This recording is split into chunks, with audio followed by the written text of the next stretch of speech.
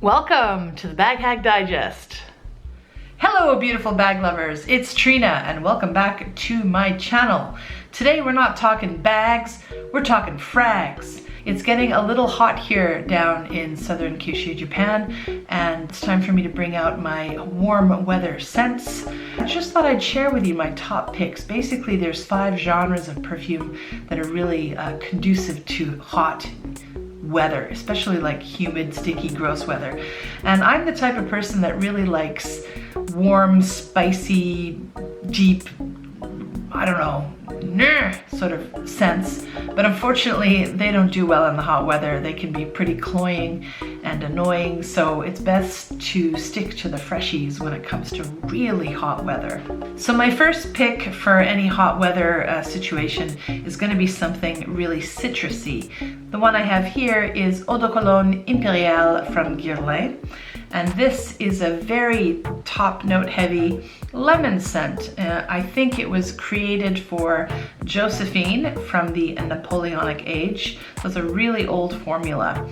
And apparently she got a little bit sick sometimes, this Josephine lady, and smelling this stuff made her feel better, and I can see why. It's really uplifting. This is a pretty expensive bottle here. It's the juice itself is not too bad, I think, but I did get this secondhand, so I didn't pay too much for it. But if this is out of your league in terms of the money, there's lots of other options that are up to par with this. I really like Lutens de Provence. They have a nice Verbena line. They have a lemon one too, which is really affordable, and I recommend that. A little more expensive would be Dolce and Gabbana light blue. They have a nice uplifting citrusy scent. For what it is, I think that one's a little bit overpriced. Certainly any kind of citrus scent is going to be really refreshing in the summer, and I really like this one. Of course, with the top note being citrus, it means it's going to smell great in the opening, but citrus just disappears into nothing pretty quickly. So you're going to have to re-spritz yourself often if you opt for these kinds of scents. And that can be expensive, so that's a reason why I would get a cheaper cologne perhaps for citrus type perfumes. Moving on, my favorite fruity scent is this Dyptique Philosykos. This bottle is empty. I'm keeping it because I just want to sniff it from time to time and remind myself to get another bottle. This is a little bit pricey, this stuff. Oh, it's gorgeous. This is the fig. This is the whole fig. This is the fig fruit and the leaves and the stem, the whole shaboodle. And it's just so green. It's so fresh. It's like a wet forest to me, even though it's Mediterranean. One of my favorite all-time scents, and that's rare for me because I tend to go for the heavier stuff like Serge Lutens and his heavy line of really spicy warm scents. This one is Ambre Sultan, definitely not good for the summer. It's spicy, warm, and delicious. However, Serge Lutens has where is it? I don't have it anymore. It's gone. Oh, yeah, I threw out the bottle. Serge Lutens has a whole line of perfumes that start with low, meaning water. And one of his perfumes that I enjoyed a while back, and I threw out the bottle, sorry, it's called L'Eau Froide. And Serge is known for these really rich scents.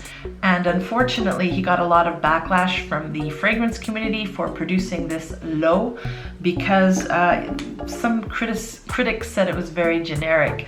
But I really like this L'Eau Froide. It has ginger and pepper in it, and it's kind of, it's very unisex. And for me, it just reminds me of skiing for some reason. And that's a really nice like association to have when you're so hot. So love it, love it, love it. My next recommendation for the hot months would be something from Jo Malone.